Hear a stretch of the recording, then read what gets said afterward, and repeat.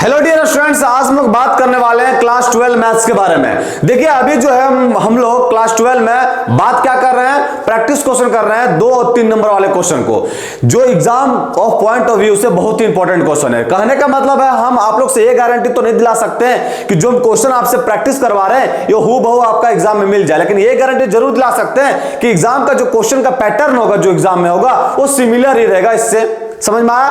तो आज पहले से एक वीडियो आप लोगों को प्रोवाइड करवाया गया था जिसमें से हम लोग 2 और 3 नंबर वाले क्वेश्चन लगभग 15 क्वेश्चन किए थे। आज उसी का वीडियो नंबर 2 है। आज भी हम लोग बात करेंगे क्लास 12 मैथ्स के बारे में, और वो भी 2 और 3 नंबर वाले क्वेश्चन को प्रैक्टिस करेंगे। तो चलिए बिना लेट के वो स्टार्ट करते हैं आपके अपने प्यारे से यूट्यूब चैनल ब्राइट फ्यूचर पे। आते हैं सबसे पहला नंबर क्वेश्चन क्या करा देखते हैं। देखिए सबसे पहला नंबर क्वेश्चन कह रहा है कि अ die is thrown twice and the sum of the numbers appearing is observed to be 6. What is the conditional probability that the number 4 has appeared at least once? दो हमको निकालना क्या, देखिए सबसे पहला एलिमेंट मानते हैं तो यहां पे एक एलिमेंट माने, क्या माने E, let E be the event, हल्का अंग्रेजी भांजना पड़ेगा आपको। Let E be the event, let E be the event, 2 element माना क्योंकि हमको निकालना क्या, कंडीशनल प्रोबेबिलिटी। देखिए कि निकालना क्या, so what is the conditional probability that the number 4 has appeared once, कि इसकी क्या संभावना है कि वो जो डाई को 2 बार थ्रो करेंगे कि कम से कम उसमें एक जो नंबर है सो आपको क्या ना चाहिए 4। तो 2 इवेंट दिया हुआ, क्या दिया हुआ, पहले का तो दिया हुआ कि उसका सम जो है सो क्या ना चाहिए 6 है ना, लिखा हुआ है कि देखिए sum of the numbers appearing is observed to be 6। तो एक इवेंट ये दिया हुआ है। दूसरा का इवेंट में जो हमको निकालना है वो क्या निकालना है कि कम से कम वो दोनों नंबरों में जो आएगा, एक डाई को 2 बार थ्रो करेंगे तो उस दोनों नंबरों में कम से कम एक नंबर पर क्या होगा 4 होगा। तो वो दिया 2 इवेंट। तो हम क्या माने कि let E be the event, let E be the event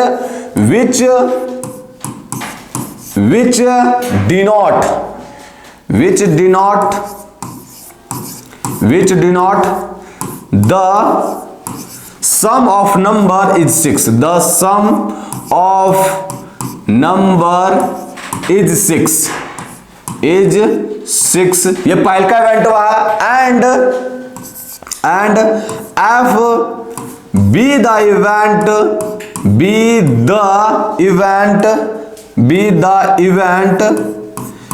the event which shows या which denotes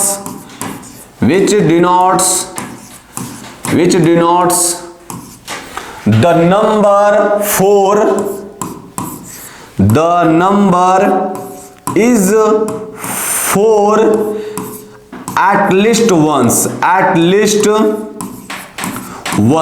कहने का मतलब आपको ये अंग्रेजी भांजना अपने लैंग्वेज में जैसे भी भांज सकते हैं। आपको जैसे आप यहाँ जो है सो पूरा तो लिखिएगा नहीं, हमेशा प्रोबेबिलिटी निकालिएगा, तो आपको दिखाना ही पड़ेगा कि आपको ऐसा इवेंट लीजिए और वो इवेंटों को क्या दिखाना चाह रहे हैं वो आपको लिखना ही पड़ेगा। इतना आप जैसे भी लिख सकते हैं, आपको जिस तरह सुविधा पड़े आप उसी तरह लिखिए, लेकिन आपको ये चीज करना ही होगा क्योंकि तभी ना हम लोग लिखेंगे डायरेक्ट यहाँ पी ई बा एफ या कुछ जो निकालना हमको तब में डायरेक्ट लिखेंगे। अब अगर ये चीज में नहीं लिखता तो हमको ई जो आप अगर यहाँ ई माने ये इवेंट हुआ, क्या माने कि जो सम ऑफ नंबर है वो आपका 6 होगा। एफ माने क्या माने कि एटलीस्ट वंस नंबर जो है सो आपका होगा क्या चीज 4 होगा। अगर मान लीजिए अगर हम ई और एफ नहीं मानते तो आपको पूरा लिखना होगा यहाँ, समझ में आया? तो प्रोबेबिलिटी के केस में आपको हमेशा इवेंट को डिनोट करके दिखाना होगा और अपने लैंग्वेज में जो आपको सुविधा हो वो लिखिए आप, समझ में आया? अब देखिए हमको ई और एफ दिखा दिए, क्या क्या दो इवेंट दिया हुआ है और 2 इवेंट को हम दिखा दिए हम।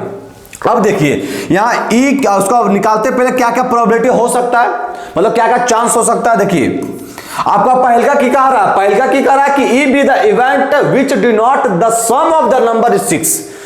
2 नंबर में क्या बोला कि एक डाई को थ्रो किया जाना 2 बार थ्रो कर रहा है, एक डाई को 2 बार फेंक रहा है तो 2 नंबर आ सकता है। तो वही कह रहा है कि 2 नंबर का सम कितना होना चाहिए 6। तो क्या क्या पॉसिबिलिटी हो सकता है, तो आपका 1 5 हो सकता है, फिर आपका हो सकता है 2 और 4 हो सकता है, फिर आपका हो सकता है 3 और 3 हो सकता है, और फिर आपका हो सकता है 4 और 2 हो सकता है, और फिर आपका क्या हो सकता है 5 और 1, है ना। ये इतना पॉसिबिलिटी है कि आपका नंबर जो है सो इतना हो सकता है। तभी सब दोनों का सम देखिए 6 होगा, 6 6 6 6 6।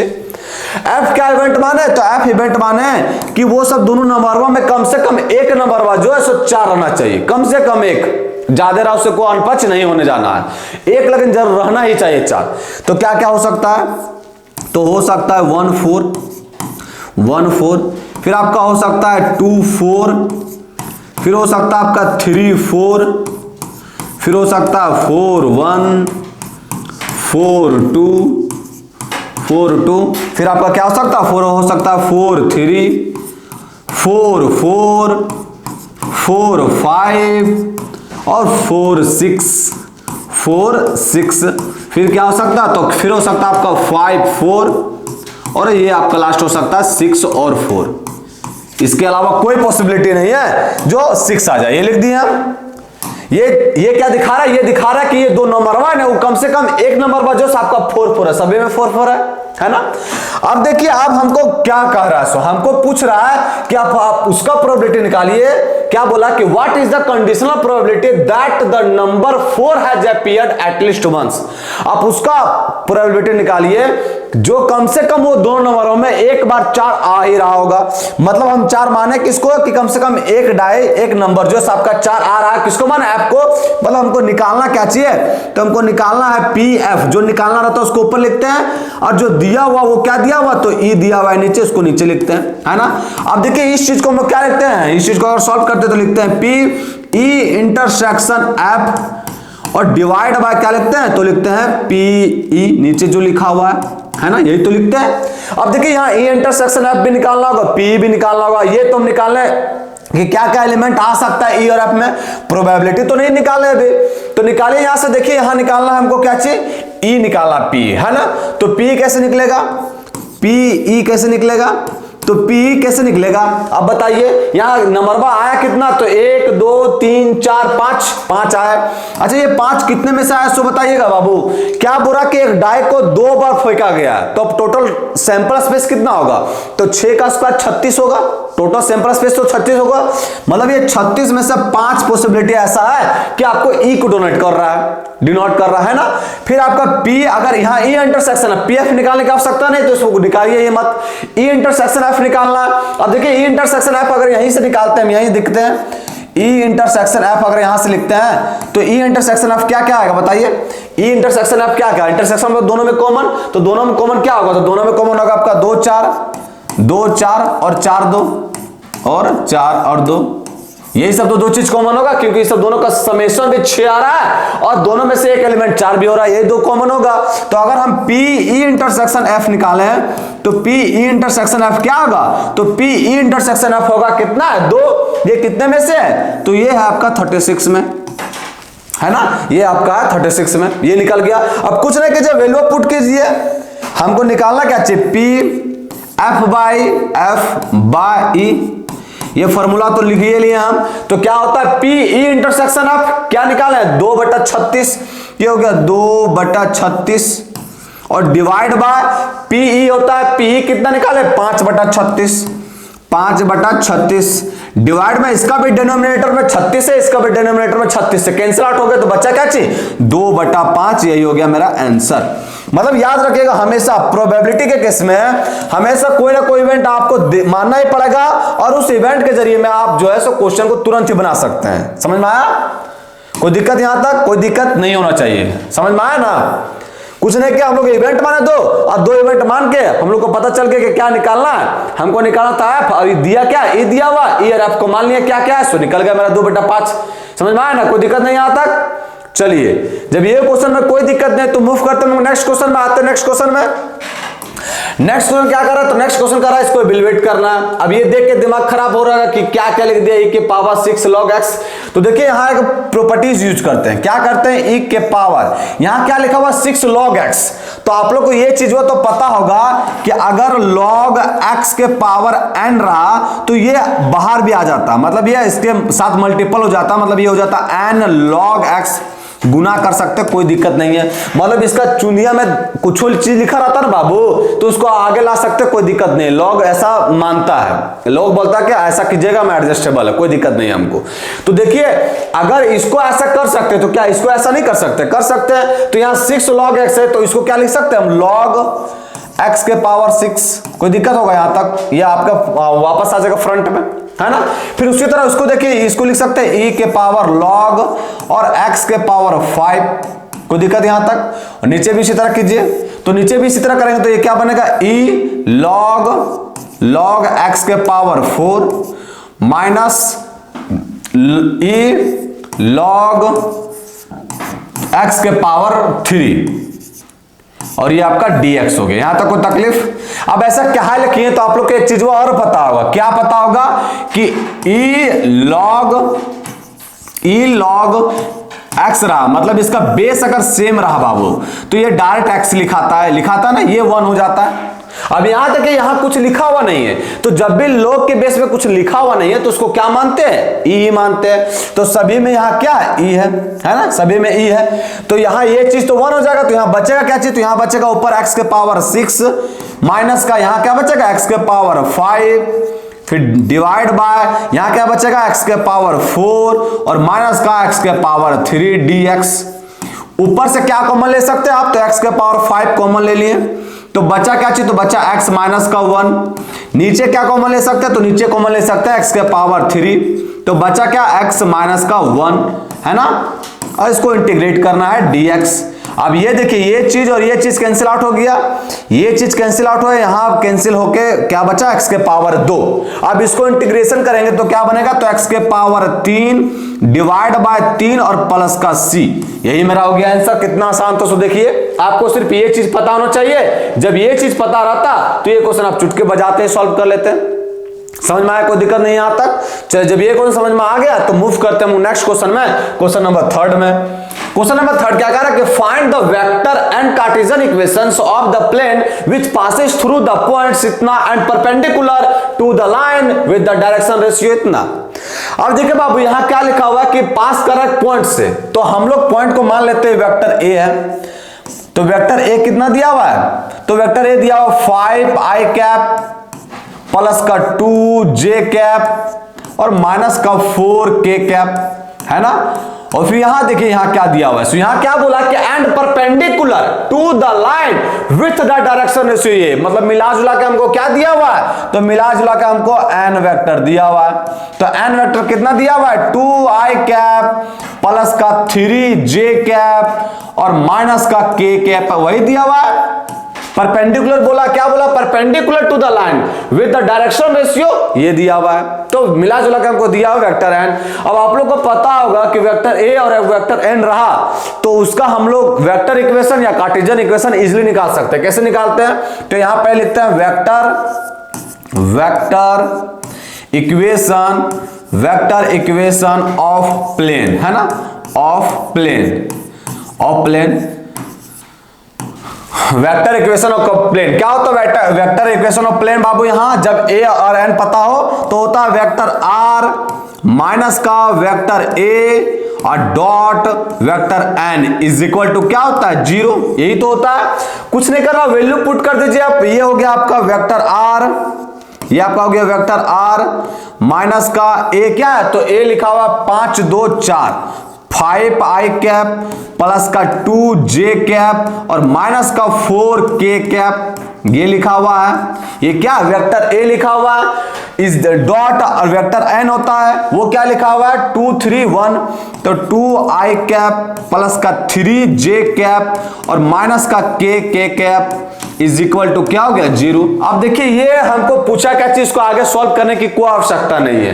क्यों नहीं है, क्योंकि हमसे पूछा क्या कि ये है, हमसे पूछा कि वेक्टर इक्वेशन और कार्टेशियन इक्वेशन सिर्फ प्लेन का बताइए, तो वेक्टर इक्वेशन निकाल दिए, मेरा हो गया वेक्टर इक्वेशन। अच्छा जी, अब अगर हम कार्टेशियन इक्वेशन निकालना चाहें तो क्या करना, कुछ उसमें अलग चीज करना होगा।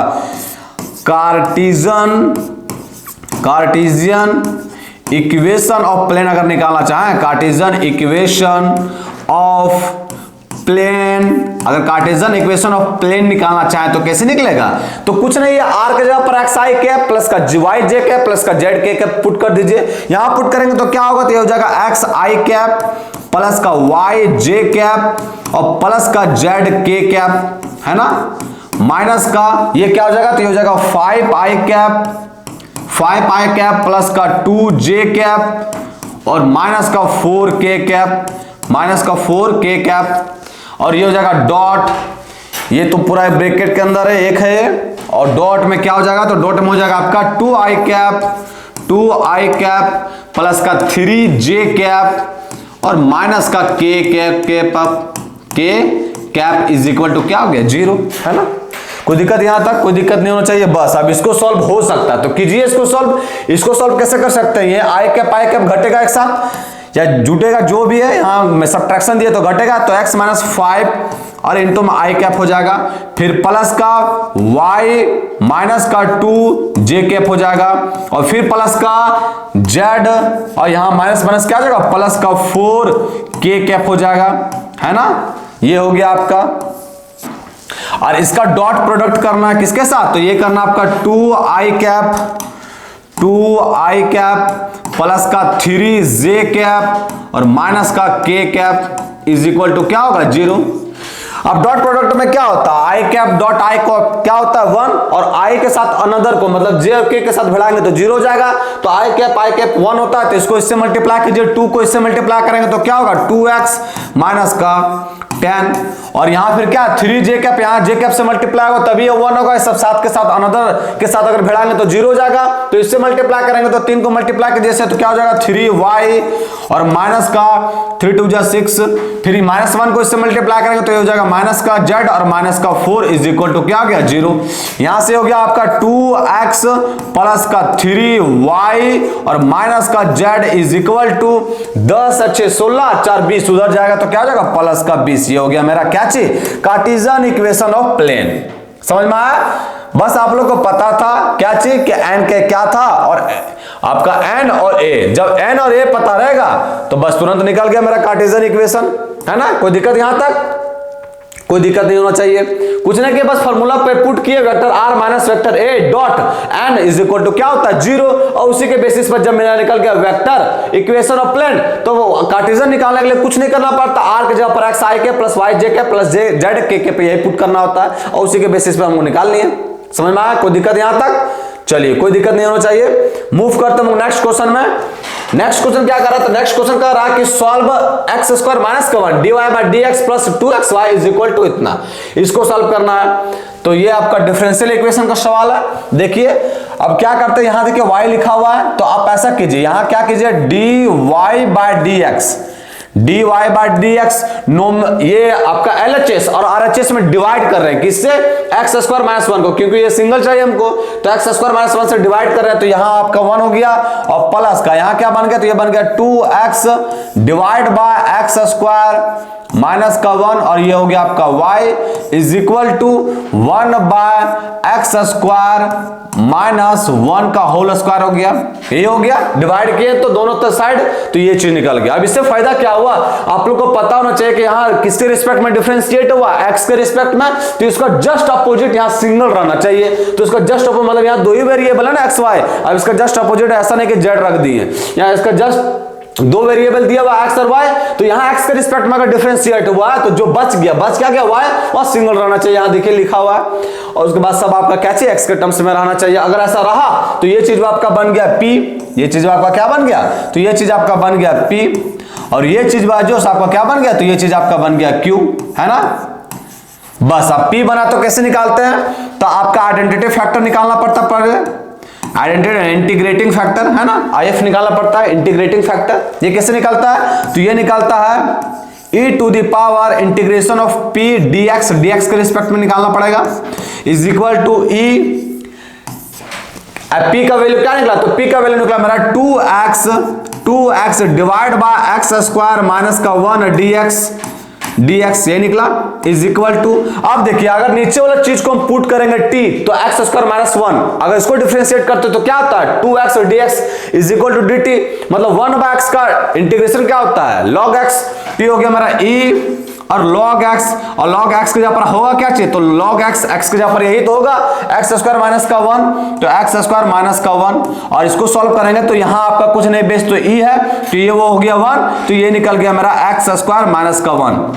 इंटीग्रेटिंग फैक्टर मेरा क्या निकल गया x स्क्वायर माइनस का 1। अब तुरंत निकाल लेंगे ना इसका, तो इसका निकाल लेंगे solution of differential equation, solution of differential solution of differential equation is क्या होता है, तो ये होता है आपका y इंटू में integrating factor is equal to integration of integrating factor into में q, और ये dx के रिस्पेक्ट में कर रहे हैं, x के रिस्पेक्ट में डिफरेंशिएट, तो ये हो गया dx, है ना।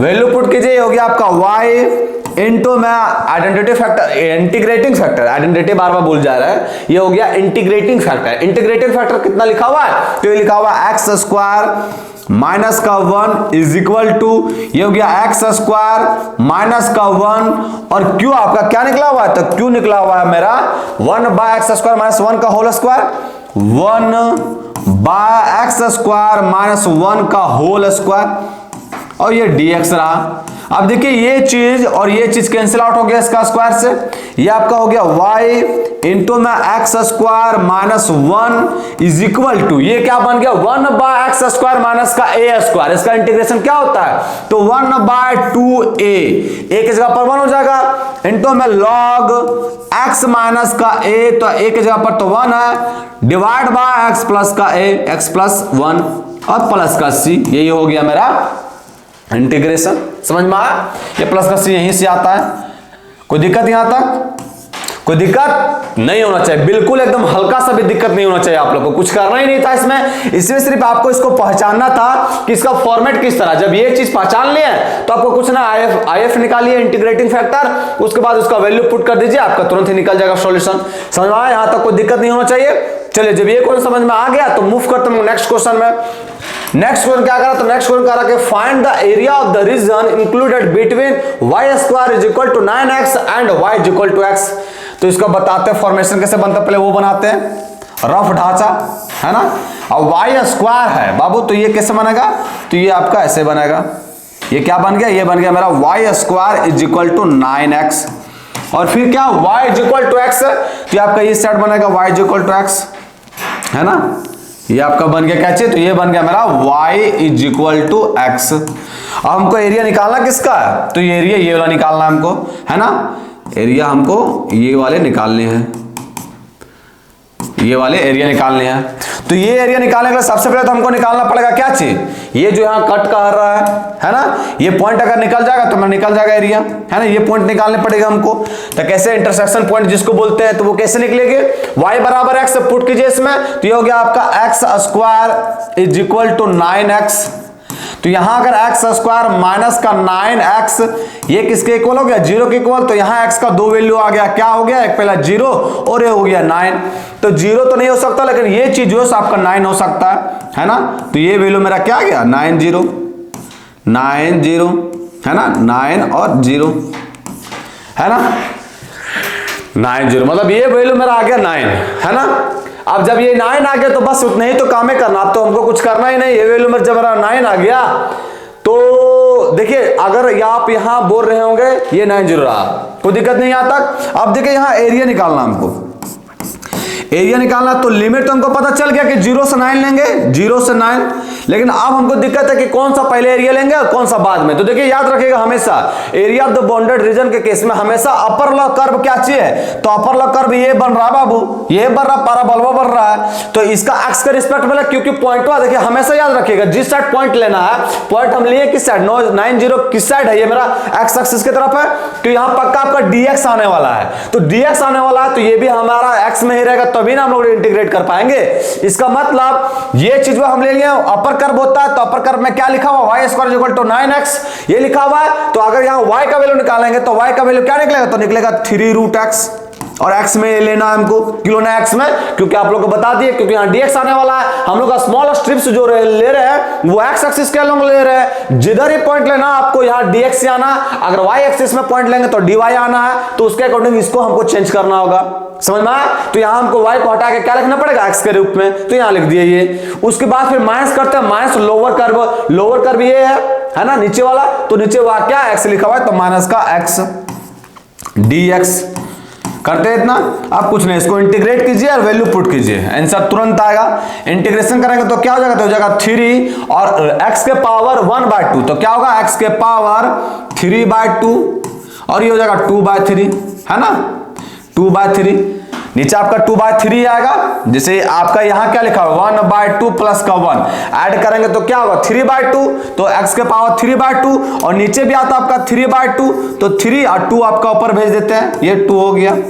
माइनस का इसका करेंगे तो क्या होगा, तो ये हो जाएगा x² डिवाइड बाय 2, और हमको इसका लिमिट कहां से कहां तक पुट करना, तो 0 से लेकर 9 तक, है ना। सॉल्व कीजिए, 3 से 3 कैंसिल आउट हो गया, वैल्यू पुट कीजिए, ये हो गया आपका 2 और यहां 9 पुट करेंगे तो 9 के पावर ये 3/2 बन जाएगा माइनस का, और ये क्या बन जाएगा 9 का स्क्वायर और डिवाइड बाय 2, है ना।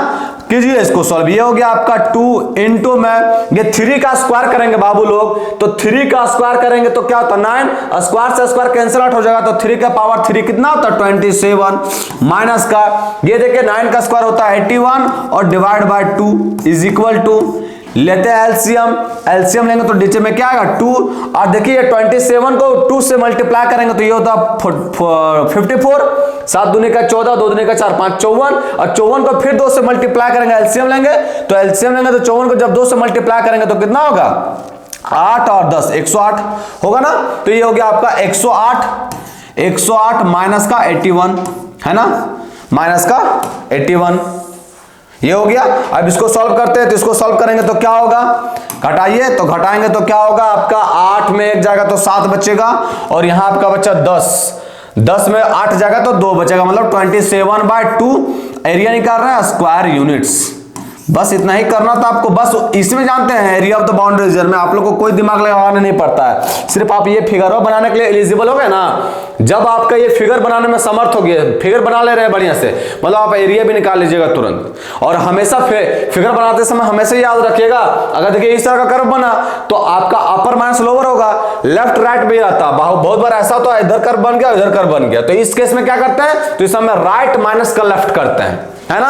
आप लोग को जिस समय पढ़ाए होंगे area of the boundary region, पढ़ाए तो नहीं लेकिन टीजीटी पीजीटी चल रहा है तो देख सकते हैं कुछ सिमिलर है ना। चलिए जब ये क्वेश्चन समझ में आ गया तो मूव करते हैं हम लोग क्वेश्चन नंबर 6 में। क्वेश्चन नंबर 6 क्या कह रहा है कि find the maximum profit that a company can make if the profit function is given by ये। हमको कुछ नहीं करना है इसमें, क्या बोला कि प्रॉफिट फंक्शन दे दिया हुआ, हमसे सिर्फ ये पूछ रहा है कि आप हमको मैक्सिमम प्रॉफिट बताइए, कंपनी का प्रॉफिट कितना होगा, सिर्फ प्रॉफिट पूछ रहा हमसे और प्रॉफिट का फंक्शन दे दिया हुआ हमको। तो ये क्या लिखा हुआ इसको डिफरेंशिएट कर दीजिए, तो P' इज इक्वल टू क्या होगा, तो लोकल मैक्सिमम लोकल मिनिमम कैसे निकालता है वैसे रूल से निकालिए। ये क्या होगा P' इज इक्वल टू ये हो गया 0 माइनस का 72 और माइनस का 18 दूनी का 36x इज इक्वल टू ये हो गया, है ना। आप क्या करते हैं P' को पहले 0 पुट करते हैं क्रिटिकल पॉइंट निकालने के लिए या एक्सट्रीम पॉइंट जो कहिए, ये तो 0 पुट करेंगे तो हो जाएगा माइनस का 72 और माइनस का 36x इज इक्वल टू 0, और यहां से आपका 36x जो है सो वो किसके इक्वल हो गया, 36x जो है हो गया -72 के इक्वल, और यहाँ x यहाँ छूट गया x, है ना। 36x जो है सो किसके इक्वल हो गया, तो 36x जो है सो इक्वल हो गया मेरा -72 के, है ना। अब यहां से अगर हम x का वैल्यू निकालेंगे तो क्या निकलेगा, तो x का वैल्यू निकल गया मेरा -2। अब देखिए आप लोग ये चीज करते हैं पहले क्रिटिकल पॉइंट निकालने के लिए, अब क्या करते हैं जब ये निकल जाता है तो हम लोग देखते हैं कि मैक्सिमा होगा या मिनिमा होगा, इस हिसाब से देखते हैं। तो इसमें कोई देखने की आवश्यकता नहीं, क्योंकि यहाँ पहले ही कह दिया कि if the profit function is given by, और प्रॉफिट है क्या मैक्सिमम प्रॉफिट पूछ रहा है, तो ये चीज हमेशा ही मैक्सिमम आएगा। मतलब याद रखिएगा हमेशा क्रिटिकल पॉइंट हमेशा अगर यदि एक आ गया क्रिटिकल पॉइंट यहाँ एक ही आ रहा है तो जो क्वेश्चन में पूछा हुआ नहीं ये वही रहेगा, इसमें चेक करने की आवश्यकता नहीं, ये मैक्सिमा ही रहेगा। अगर यहाँ मिनिमा रहता तो ये मिनिमा रहता, मतलब क्रिटिकल पॉइंट एक आ गया अब क्वेश्चन में पूछा है तो वही हमेशा रहेगा, समझ में आया। अब ये कुछ नहीं करना, x = -2 मेन फंक्शन में पुट कर दीजिए, तो अगर x का वैल्यू -2 पुट करेंगे तो क्या होगा, तो ये हो गया 41 और ये -2 पुट करेंगे तो प्लस का, और ये हो गया आपका 144 और -2 पुट करेंगे तो ये क्या हो जाएगा, -2 पुट करेंगे तो आपका 18 और -2 पुट करेंगे तो 4 आएगा, 72 हो जाएगा ये माइनस का 72 यही होगा ना, और -72।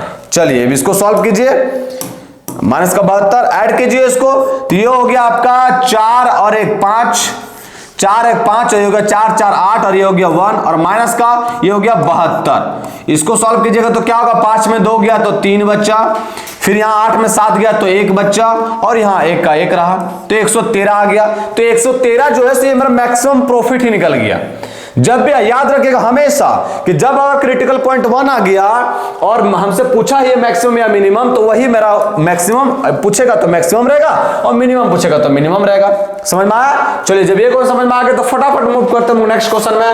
नेक्स्ट क्वेश्चन क्या कर रहा है, सो दैट tan इनवर्स इतना इज इंक्रीजिंग फंक्शन इस इंटरवल में। तो कैसे चेक करते हैं, पहले एफ डैश एक्स निकालते हैं। तो एफ डैश एक्स निकालेंगे तो वो क्या होगा, tan इनवर्स एक्स क्या होता है 1/x। tan इनवर्स क्या होता है तो 1/1 plus x square, 1/1 plus x square. इसका स्क्वायर करेंगे तो क्या होगा साइन स्क्वायर एक्स प्लस का कॉस स्क्वायर एक्स और प्लस का 2 sine x into cos x. यहां लिख देते हैं साइन 2x। कोई दिक्कत होगा? कोई दिक्कत नहीं होना चाहिए। साइन 2x, साइन 2x ये तो आपका हो गया नीचे वाला। और फिर इसका करेंगे डिफरेंशिएशन तो क्या होगा साइन x का, तो साइन x का होता है cos x और माइनस का cos x का साइन x माइनस का साइन x, है ना, ये आ गया मेरा। अब देखिए ये चीज क्या बन गया, तो ये चीज बन गया मेरा cos x माइनस का sine x, cos x minus का sin x और डिवाइड बाय ये बन गया मेरा 1 1 प्लस 1 2 हो गया, क्या हो गया 2 और प्लस का sin 2x, sin 2x। आप ही बताइए, यहाँ 2 प्लस sin 2x लिखा हुआ है। sin 2x जो है सो इस इंटरवल में हमेशा पॉजिटिव देगा, 0 से π/4 के बीच में हमेशा ये पॉजिटिव देगा। समझ में आया? अब ये जब पॉजिटिव ये पॉजिटिव मतलब ये 2 प्लस sin 2x जो है sin 2x ये ऑलवेज ग्रेटर देन रहेगा किससे, 0 से। किस इंटरवल में, तो इस इंटरवल में क्या लिखा 0 से π/4, 0 से π/4 के बीच में, है ना। अब इसको चेक करना है तो देखिए ऊपर वाला चेक करते हैं। हमसे पूछा क्या चाहिए, हमको ये दिखाना है कि आपका इंक्रीजिंग फंक्शन है। अब देखिए इंक्रीजिंग फंक्शन क्या होता है, जब f डैश x जो है सो ग्रेटर देन 0 रहता है। अब बात को समझिए, ये आपका cos x है और ये आपका sin x है, sin x है, sin x है। अब यहाँ 0 से π/4 बोला है तो एक बीच का वैल्यू को ले लेते हैं। तो 0 से अब ऐसे गोली मारे 0 से π/4 के। sin x में 0 का वैल्यू क्या होता है 1 होता है। आपका फिर वहां 30 डिग्री जाइएगा तो क्या होता है √3/2 होता है, फिर 1/√2 होता है, इसी तरह जाते जाता है ना। इसका देखें तो 0 का 0 हो गया, ये फिर 1/2 हो गया और 1/√2 हो गया। मतलब यहाँ एक चीज देख रहे हैं, क्या देख रहे हैं कि cos में 45 डिग्री तक जो एंगल है वो बढ़ते जाता है, वैल्यू जो है सब बढ़ते जाता है। 1 है, फिर 3/2 है, फिर 1/√2 है, बढ़ते जाता है। लेकिन इसी केस में ये चीज जो है ये आपका sin x है, ये sin x जो है नहीं सॉरी यहाँ cos x जो है सो घटते जाता है। 1 है, यहाँ √3/2 है, ये घट रहा है, ये लास्ट में क्या चल जाता है 0। लेकिन sin x के केस में देखिएगा तो ये बढ़ते ही जाता है, 0 है, फिर 1/2 है, 1/√2 है, बढ़ते जाता है। मतलब एक चीज यहाँ आप लोग नोटिस कर रहे होंगे, क्या देख रहे होंगे कि जो इस इंटरवल में है ना ये cos हमेशा पॉजिटिव रहेगा, मतलब बड़ा रहेगा। cos जो इस इंटरवल में देखिए ना, इस इंटरवल में cos हमेशा मान लीजिए 0 से π/4 बोला है तो हम ले लेते हैं बीच का को वैल्यू 30 डिग्री, 30 डिग्री ले सकते हैं। 30 डिग्री √3/2 हुआ, लेकिन ये 1/2 दिया तो इस एंगल में cos बड़ा हुआ ना। तो यही बात है कि 0 से 3/2 में ये जो cos x माइनस का sin x जो लिखा है, cos x माइनस का sin x जो लिखे हैं ये हमेशा आपका बढ़ रहेगा, किससे 0 से।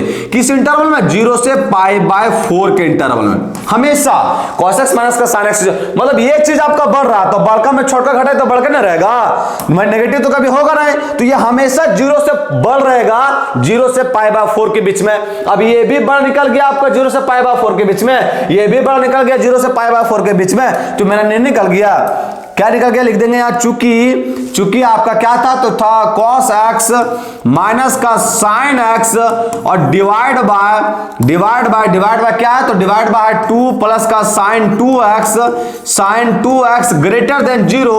इसलिए यही तो मेरा है f डैश x, इसलिए f(x) is increasing function, f(x) is increasing function, increasing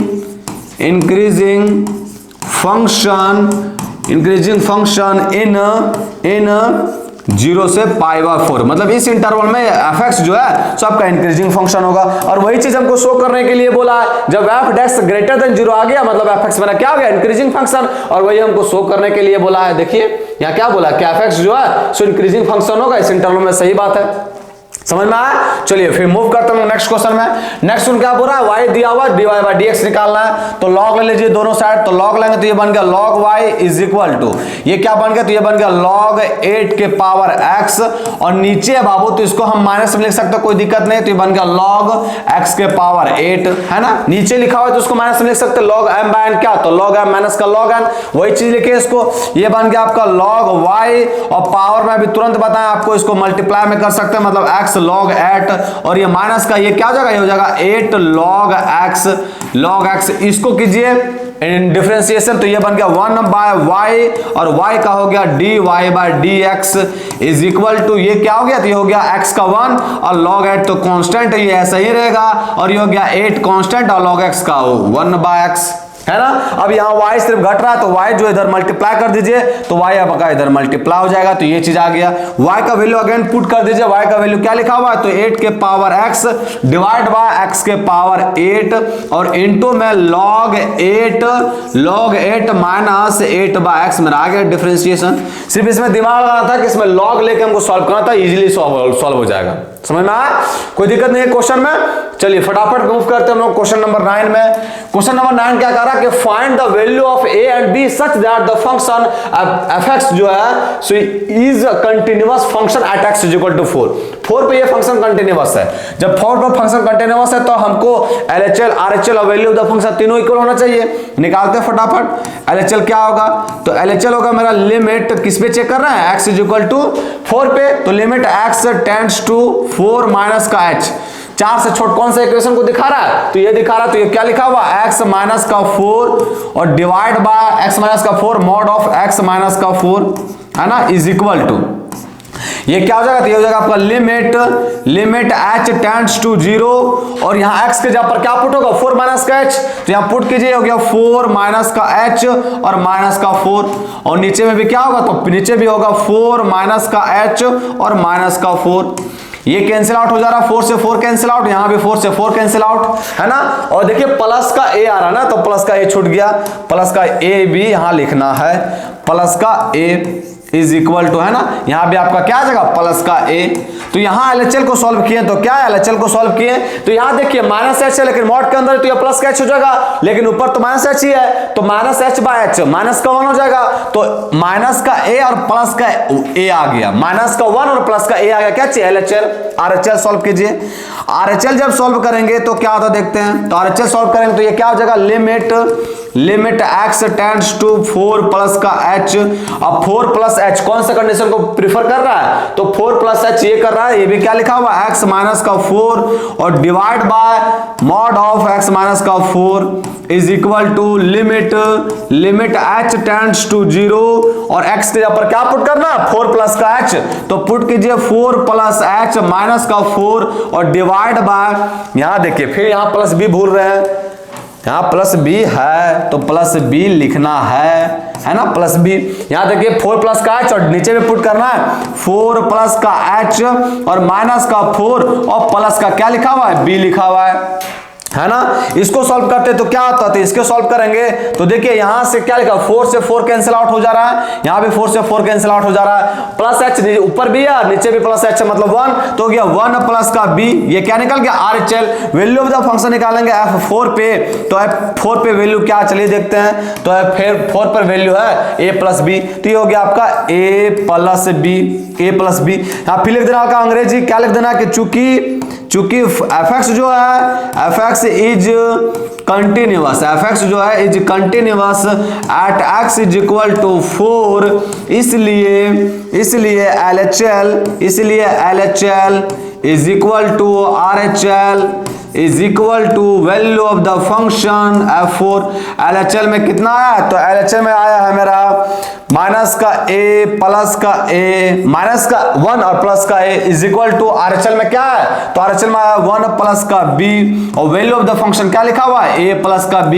किसी दो इक्वेशन को एक साथ पुट कीजिए, इक्वल कीजिए इसको, मान लीजिए इसको एक साथ करते हैं ना, तो हो गया माइनस का a प्लस का a, माइनस का 1 प्लस का a is equal to a plus का b, यहां से अगर a से a कैंसिल आउट हो जाएगा, मतलब b का वैल्यू आ गया माइनस का 1, है ना।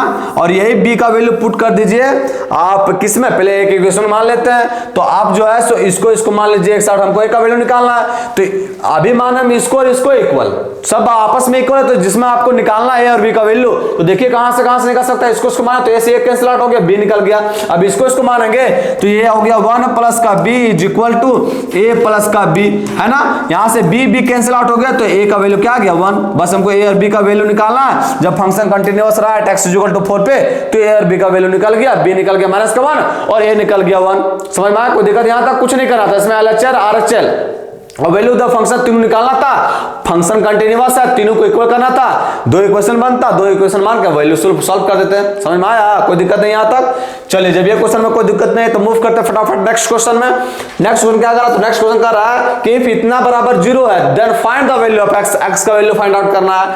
तो इतना बराबर 0, तो क्या कीजिए आप, यहां कीजिए आप, देखिए यहां क्या कीजिए कि r1 को चेंज कीजिए और कर दीजिए r1 प्लस का r2 और प्लस का r3। ऐसा करने से क्या फायदा हुआ, तो देखिए फायदा ये हो गया, हमको ये सबको ऐड करना है ना, तो 4 और 4 8, 8 और 4 12, ये 12 हो गया। ये माइनस x प्लस का कैंसिल आउट हो गया, तो प्लस का x बचा। फिर उसी तरह यहाँ देखिए 4 8 12, तो 12 हो गया, माइनस प्लस कैंसिल हो गया, तो प्लस का x हो गया। और यहाँ पे देखिए 4 8 12 12 हो गया और माइनस प्लस x कैंसिल हो गया, तो एक बचा x प्लस का x। फिर नीचे क्या लिखा हो, तो नीचे लिखा हुआ 4 प्लस का x और नीचे क्या 4 प्लस का x।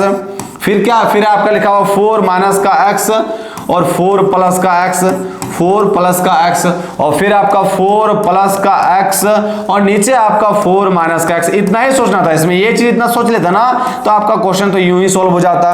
अब कुछ नहीं करना, आप लोग को पता है सेम प्रोसेस वही करना है कि 12 माइनस प्लस का x जो है सो कॉमन कर लेते हैं। जब 12 प्लस x कॉमन करेंगे तो नीचे बचेगा क्या चीज इसमें, तो बचेगा 1 और ये बचेगा आपका 4 प्लस का x, 4 प्लस का x, 4 प्लस का x और फिर बचेगा आपका 4 प्लस का x। फिर क्या बचेगा, तो फिर बचेगा 1 4 माइनस का x, फिर बचेगा आपका 4 प्लस का x। फिर देखिए यहाँ क्या बचेगा, आपका 1 बचेगा और ये बचेगा आपका 4 प्लस का x और 4 माइनस का x, 4 माइनस का x। ये किसके इक्वल है, 0 के इक्वल। फिर क्या करना है, तो फिर कुछ नहीं करना आपको, जब सारा एक रो या किसी एक कॉलम का सारा एलिमेंट अगर 1 आ गया तो 2 को सब्ट्रैक्ट कीजिए, मतलब यहाँ C2 को चेंज कर दीजिए। क्या चेंज कीजिए, तो C2 माइनस का C1 एंड C3 को भी चेंज कर दीजिए। C3 में क्या चेंज कीजिए, तो C3 माइनस का C1। ऐसा करने से क्या होगा, तो मैक्सिमम नंबर क्या मिल जाएगा मेरा 0। जब वो चीज मिल जाएगा तो कुछ नहीं करना, एक्सपेंड कर दीजिए।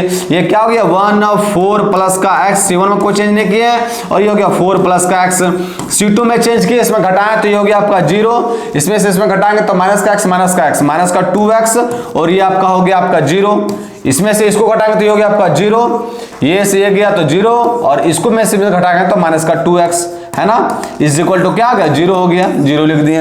अब एक्सपेंड करेंगे किसके लॉन्ग, R1 के लॉन्ग। जब R1 के लॉन्ग एक्सपेंड करेंगे तो क्या होगा, तो R1 के लॉन्ग एक्सपेंड करेंगे तो ये टर्म और ये टर्म कैंसिल, तो ये बचा 4x स्क्वायर, तो ये हो गया 4x स्क्वायर माइनस का 0 इज इक्वल टू क्या हो गया 0। तो यहाँ जो है बाबू x का वैल्यू मेरा क्या आ गया 0 और यहाँ क्या आ गया माइनस का 12। इसको इक्वल करेंगे तो x का वैल्यू 0 और इसको इक्वल करेंगे तो x का वैल्यू माइनस का 12। हमसे पूछा ही वही था, हमसे पूछा था कि अगर इंटीग्रेशन मतलब क्या बोलते हैं ये आपका डिटर्मिनेंट इतना बराबर इतना रहेगा तो x का वैल्यू क्या होगा। देखिए यहाँ पूछा ही वही है हमसे, क्या बोला इतना बराबर इतना है तो हमको x का वैल्यू फाइंड आउट करना, कर लिए फाइंड, कोई दिक्कत नहीं आता, कुछ नहीं करना, सिर्फ आपको ये चीज पता रहता ना बाबू, ये चीज आपको आप लोग को खुद ही पता है कि किसी भी एक रो या किसी भी एक कॉलम का सारा एलिमेंट अगर सिमिलर मिल जाए तो हम लोग इजीली निकाल सकते हैं। इसको कॉमन कर लिए, एक एक मिल गया तो फिर आगे उड़ा ही देना सवाल को। समझ में आया, चलिए जब ये समझ में आ गया तो मूव करते हम लोग फटाफट किसमें, क्वेश्चन नंबर 11 में। क्वेश्चन नंबर 11 क्या कह रहा है, तो क्वेश्चन नंबर 11 कह रहा है कि इफ इतना बराबर इतना है तो x का कितना, x का वैल्यू क्या होगा। अब देखिए इस चीज को मैं ऐसा लिख सकते हैं, ये लिखा हुआ है साइन इनवर्स, ये क्या लिखा हुआ है, तो ये लिखा हुआ है साइन इनवर्स 2/5 और प्लस का cos inverse x, cos inverse x is equal to, इसको इधर लेके जाएंगे तो ये क्या बचेगा कॉस इनवर्स 0, है ना। अब कॉस इनवर्स 0 का वैल्यू क्या होता है, तो कॉस 0 के जगह पर हम लिख सकते हैं यहाँ cos π/2, cos π/2 क्योंकि cos π/2 का वैल्यू क्या होता है, 0 होता है। कोई दिक्कत है यहाँ तक? इसको इधर लेकर आए तो ये बन गया cos इनवर्स में, और ये 0 का वैल्यू दिया cos π/2, क्योंकि cos π/2 का वैल्यू क्या होता है, 0। उससे क्या फायदा हो गया हमको, तो ये हो गया आपका cos inverse x is equal to, cos inverse x is equal to, ये cos इनवर्स इंटू में cos π/2, तो ये बन गया मेरा π/2, और यहां जो लिखा हुआ है sin इनवर्स, इसको उधर लेके चले गए हैं, तो ये क्या बन गया, माइनस का sin इनवर्स 2/5। अब हम लोग को ये चीज पता है, क्या चीज पता है कि sin इनवर्स x प्लस का cos इनवर्स x करेंगे तो ये क्या होता है, π/2, और अगर यहां से हम π/2 माइनस का sin इनवर्स करेंगे तो ये क्या बनेगा, cos इनवर्स x, और x के जगह पर क्या लिखाएगा, तो 2/5, है ना, क्योंकि सब दोनों का समेशन क्या होता है, 1 होता है। दोनों अगर सेम सेम रहा, cos इनवर्स x प्लस का sin इनवर्स x, वो क्या होता है, π/2 रहा, π/2 माइनस का sin इनवर्स x है तो हो जाएगा cos इनवर्स x। अब यहां से cos इनवर्स से गैप हो गए तो बचा क्या चाहिए, x इज इक्वल टू 2/5। हमसे पूछा ही क्या था, हमसे पूछा था x का वैल्यू निकल गया 2/5। कोई दिक्कत है यहाँ तक? कोई दिक्कत नहीं होना चाहिए, इतना आसान क्वेश्चन आता है रियली में। चलिए, जब ये क्वेश्चन समझ में आ गया तो मूव करते फटाफट क्वेश्चन नंबर 12 में। क्वेश्चन नंबर 12 क्या कर रहा है, बोल रहा है कि इज जी अ फंक्शन, पहले पूछ रहा है कि जी एक फंक्शन है कि नहीं, तो बताइए जी फंक्शन है, हाँ जी फंक्शन है। तो यहाँ क्या लिखेंगे कि चूंकि जी फंक्शन कैसे बाबू, क्योंकि प्रत्येक एलिमेंट का यूनिक इमेज है। कहने का मतलब है 1 1 के साथ है, यहाँ कहीं भी नहीं है कि उसका इमेज वापस से 1 आ रहा है, यहाँ सिर्फ 1 का ही इमेज 1 आ रहा है। ऐसा आ रहा है क्या 2 का इमेज 1 नहीं आ रहा है, मतलब प्रत्येक एलिमेंट का पर्टिकुलर अलग अलग अपना इमेज है ना। तो क्या लिखेंगे, चूंकि ईच एलिमेंट हल्का अंग्रेजी भाजना, चूंकि ईच एलिमेंट हैज यूनिक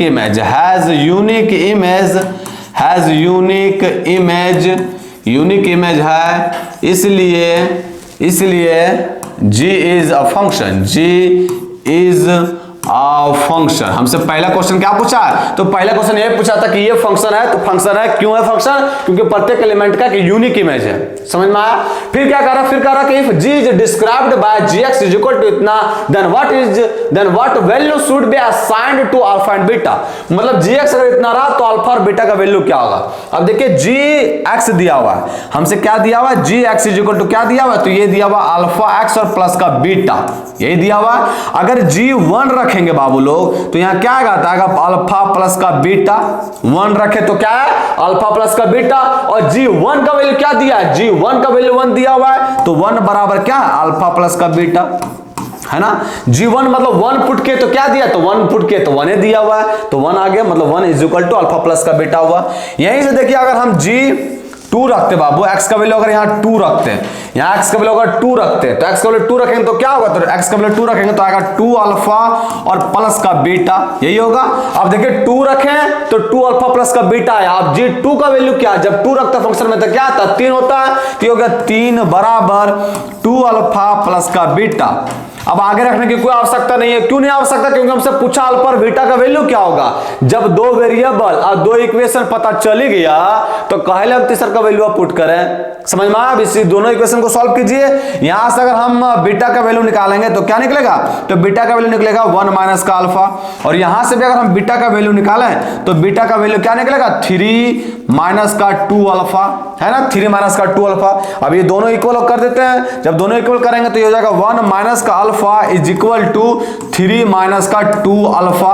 अब देखिए यहाँ जो आप लोग थोड़ा मोड़ा लिख ही ना सकते इंग्लिश, यहाँ इक्वेशन 1 मान लेना है, इक्वेशन 2 मान लेना, उसके बाद लिखना फ्रॉम इक्वेशन 1 एंड 2, है ना, इतना इंग्लिश कर ही सकते हैं आप लोग। यहाँ से देखिए, अगर इसको इधर लेकर आएंगे तो 2 अल्फा में अल्फा जाएगा तो बच गया अल्फा इज इक्वल टू 3 में 1 जाएगा तो बचेगा 2 आ गया, अल्फा का वैल्यू क्या आ गया, 2 आ गया, आया ना। तो यहाँ अल्फा इसको इधर लेकर आए तो 2 अल्फा अल्फा हो गया, और 3 माइनस का 1 क्या गया, 2 आ गया। अब ये अल्फा का वैल्यू किसी इक्वेशन में पुट कर दीजिए, इसमें पुट कर देते हैं, तो इसमें जब पुट करेंगे तो क्या होगा, beta is equal to 1 minus का अल्फा का वैल्यू क्या दिया हुआ है 2, तो बीटा का वैल्यू क्या आ गया, माइनस का 1, तो अल्फा का वैल्यू भी निकल गया और बीटा का वैल्यू भी निकल गया। कोई दिक्कत यहाँ तक कुछ नहीं किया, है ना, इक्वेशन में खाली पुट करते गए। हमसे पूछा कि फंक्शन पहले फंक्शन है या नहीं, तो वो दिखा दिए, उसके बाद अल्फा और बीटा का वैल्यू पूछा, निकल गया तुरंत, कुछ नहीं करना था। समझ में आया?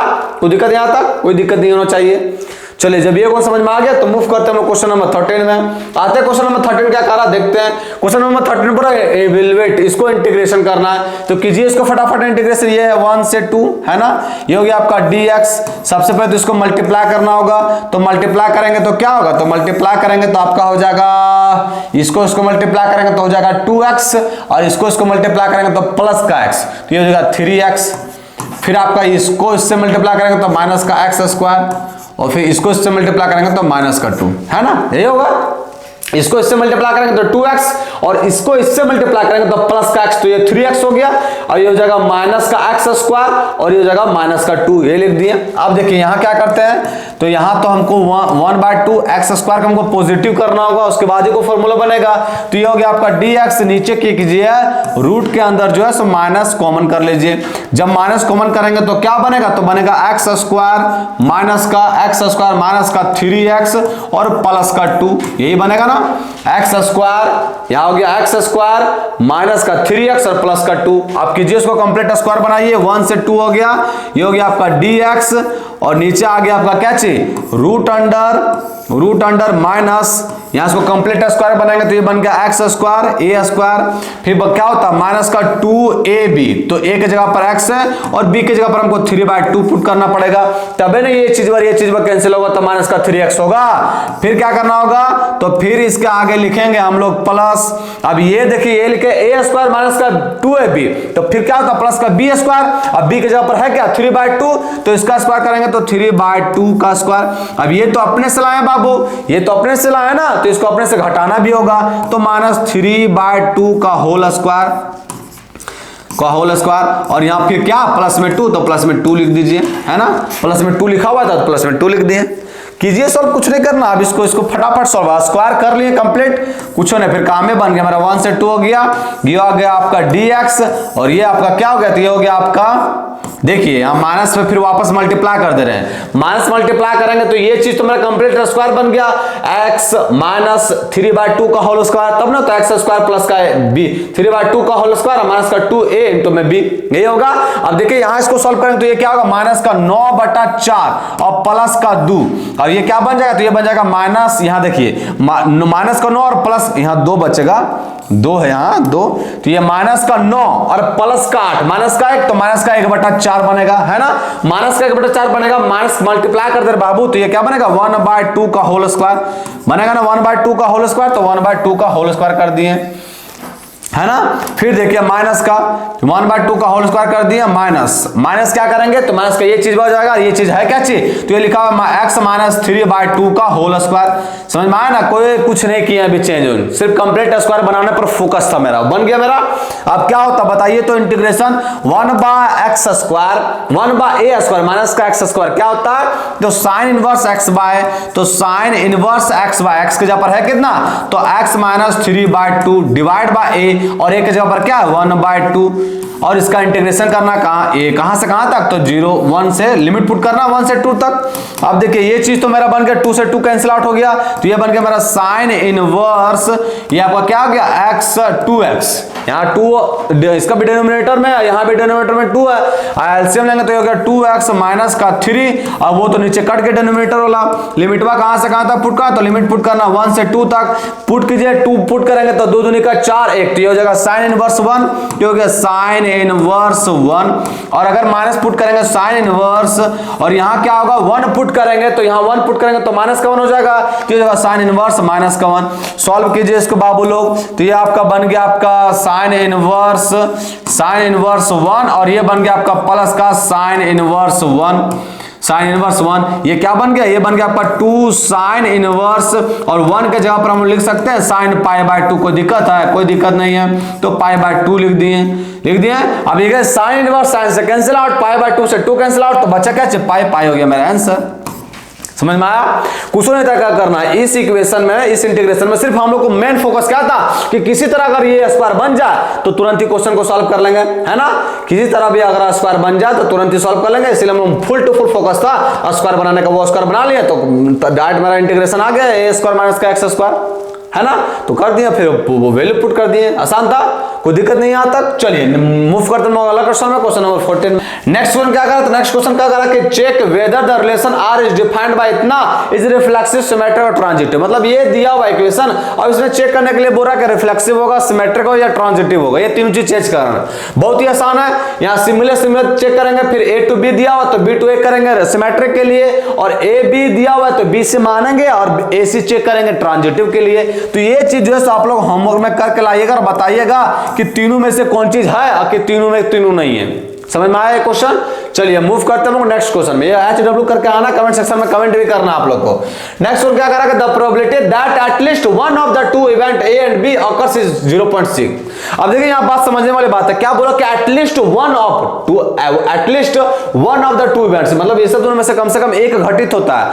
तो इस केस में क्या दिखाता है, वो दिखाता है यूनियन बाबू। मतलब ये दिया है मेरा प्रोबेबिलिटी ए यूनियन बी, कितना दिया हुआ है, तो ए यूनियन बी दिया है 0.6, तो ये हो गया आपका 0.6। फिर क्या करा कि if A and B occur simultaneously with probability इतना, अब ए और बी एक साथ घटित होकर बाबू, इसका मतलब हमको इंटरसेक्शन भी दे दिया है, तो पी ए इंटरसेक्शन बी भी दिया, वो कितना दिया हुआ, तो वो दिया हमारा 0.3। तो हमसे पूछ रहा है इसका वैल्यू। अब देखिए आप लोग एक चीज पता होगा कि पी ए यूनियन बी करते हैं तो वो क्या होता है, तो होता है पी ए प्लस का पी बी और माइनस का पी ए इंटरसेक्शन बी, यही होता है ना। वैल्यू पुट करेंगे तो यहां कितना दिया हुआ है 0.6 और ये कितना हुआ 0.3 is equal to P A plus का पी बी और माइनस का 0.3, इंटरसेक्शन तो 0.3 दिया हुआ है। अब देखिए अगर यहां से हम पी ए प्लस का पी बी निकाले बाबू, पी बी, तो ये कितना आ गया, तो इसको इधर लेके आएंगे तो ये बन जाएगा 0.6 प्लस का 0.3 0.9, ये हो गया आपका 0.9। अब देखिए पी ए की जगह पर हम लोग ऐसा नहीं लिख सकते हैं क्या, तो 1 माइनस पी ए डैश लिख सकते हैं ना। टोटल प्रोबेबिलिटी कितना होता है, 1 ही होता है। टोटल जो प्रोबेबिलिटी निकालते हैं उसका टोटल समेशन कितना होता है, 1 ही होता है। उस सबस्टेंस का किसी भी इवेंट का निकालिएगा टोटल प्रोबेबिलिटी तो 1 ही होगा, तो 1 माइनस प्रोबेबिलिटी ए लिख सकते हैं, प्लस का इसको ऐसा लिख सकते हैं 1 माइनस प्रोबेबिलिटी ऑफ बी नहीं होने का, है ना, इज इक्वल टू क्या दिया हुआ 0.9, क्योंकि हमको ये चीज लाना है। अब देखिए यहां से इसको उधर लेके जाइएगा तो ये क्या बन गया 1 और 1 2, तो 2 में आपको 0.9 माइनस करना होगा, है ना, इज इक्वल टू 2 में 0.9 माइनस करना होगा, इसको उधर लेके जाएंगे तो ये क्या बन गया पी ए डैश और प्लस का पी बी डैश। अब बताइए इसको माइनस करेंगे तो कितना होगा, इसको माइनस करेंगे तो आपका ये होगा आपका 1.1 है ना, 1.1 हो जाएगा। 2 में जब हम 0.9 को माइनस करेंगे तो क्या होगा 1.1। हमसे पूछा भी वही है कि पी ए डैश प्लस का पी बी डैश निकालिए, तो आसान था ना, इसमें सिर्फ आप लोग को समझना था। वही पूछा था कि पी ए डैश प्लस का P dash B B dash, P A dash plus का पी बी डैश, है ना, वो क्या गया 1.1। तो हमको इसमें सिर्फ समझना ये था कि एटलीस्ट क्या कहता है और एक साथ घटित होता है तो वो क्या दिखाता है। ये चीज समझ में आ गया तो क्वेश्चन इजी सॉल्व आ जाएगा। समझ में आया, तो ये क्वेश्चन कोई दिक्कत नहीं होना चाहिए, और ये क्वेश्चन जरूर कमेंट सेक्शन में कमेंट कीजिएगा, भूलिएगा नहीं, है ना। तो आज जो है हम लोग प्रैक्टिस 2 और 3 नंबर वाला क्वेश्चन को इजीली सॉल्व कर लें, कोई दिक्कत नहीं होना चाहिए। नेक्स्ट डे हम लोग प्रैक्टिस 3 लाएंगे जिसमें और बढ़िया बढ़िया क्वेश्चन करेंगे। तो आज के लिए इतना है, फिर मिलते हैं कल। जय हिंद बच्चों।